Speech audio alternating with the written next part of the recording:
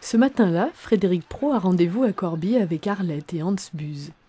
Frédéric est déjà venu plusieurs fois tendre l'oreille pour apprendre l'histoire de ce monsieur né avant la guerre en Poméranie, à la frontière entre la Pologne et l'Allemagne.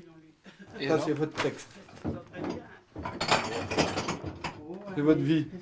Une vie mise en mots et en images. Le récit de Hans devient une bande dessinée, destinée aux lycéens de la région. Une vie peu ordinaire.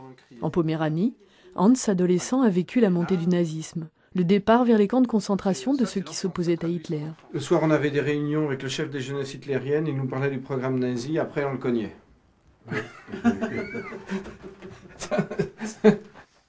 Mes 4 frères ont été mobilisés. Souffrance d'un temps de guerre, séparation des familles, l'émotion est là, larmes à fleur de récit. En Russie, Les mots des jours difficiles ne viennent pas facilement. Commence ensuite l'histoire française de Hans. Soldat, puis prisonnier ici, libéré à l'armistice, il rencontre Arlette, au bal à Corbie. Puis un soir, on veut aller au bal. Et puis ce soir-là, mon père dit « Ouais, je sais que vous allez », parce qu'il parlait toujours picard. Hein. Ben, au bal. Ouais, qui dit « Elle va aller retrouver un Allemand ». Il dit « Alors maman, elle dit un Allemand. C'est pas un Allemand, c'est un Polonais. Ouais, qui dit un Polonais de Berlin ». Recueillir ainsi les mémoires de migrants, donner chair aux grandes dates de l'histoire, c'est aussi chercher à mieux comprendre pourquoi des hommes, des femmes ont quitté leur pays pour le nôtre. Un peu plus tard, à la maison familiale et rurale de Villers-Bocage. Une autre histoire, cette fois-ci racontée directement aux élèves. Zora Dara, née au Maroc. Elle raconte un pays multiculturel et des odeurs de fleurs d'oranger. Un grand-père issu d'une famille aisée et lui aussi engagé par hasard dans la tourmente de l'exil. Un jour, mon grand-père maternel a donné un coup à un chameau parce qu'il lui a désobéi. Et on dit un chameau, c'est rancunier. Mon grand-père a demandé à ses frères de vendre ce chameau parce qu'il va finir par l'avoir.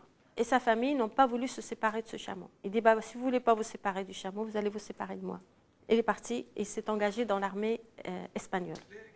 Nombreuses questions, les élèves veulent comprendre. Le Maghreb et l'islam, la place d'une femme là-bas. Étonné d'entendre Zora se raconter, jeune fille libre et curieuse. Migrante aussi de circonstances, venue habiter en France par amour pour un professeur de Picardie. Ici, c'est un professeur d'histoire qui a souhaité faire venir Frédéric et ses témoins. Étonné d'entendre parfois dans la cour ou dans les cours les mots d'un racisme ordinaire. Envie d'éclairer le programme d'histoire et la montée du nazisme. C'est aussi de leur expliquer pourquoi l'Allemagne en est arrivée à élire un personnage tel que Hitler. Comment est-ce que comprendre, ne pas juger trop facilement les personnes qui ont adhéré au nazisme, mais en même temps, pourquoi est-ce qu'on en est arrivé à ça? Aujourd'hui, est-ce qu'une forme d'autoritarisme comme celui-là pourrait revenir? Il y a eu Zora, et avant elle une dame polonaise, puis une autre allemande, à raconter son enfance dans l'Allemagne nazie. Ils en sont sortis, c'est sûr, avec un autre regard, d'autres questionnements. Des histoires personnelles pour mieux éclairer la grande histoire.